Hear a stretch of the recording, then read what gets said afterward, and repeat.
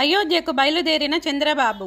Srirama Teerthkshetra trust ఆహ్వానం మేరకు TDP జాతీయ అధ్యక్షుడు నారా చంద్రబాబు నాయుడు శ్రీరామ విగ్రహ ప్రతిష్ఠ కార్యక్రమానికి హాజరు కానున్నారు. ఈ నెల 21వ తేదీ మధ్యాహ్నం 2:45 బేగంపేట ఎయిర్పోర్ట్ నుంచి ప్రత్యేక విమానంలో ఆయన అయోధ్యకు బయలుదేరి వెళ్లనున్నారు. 22వ తేదీ ఉదయం అయోధ్యలో జరిగే శ్రీరాముడి విగ్రహ ప్రతిష్ఠ కార్యక్రమంలో ఆయన పాల్గొంటారు.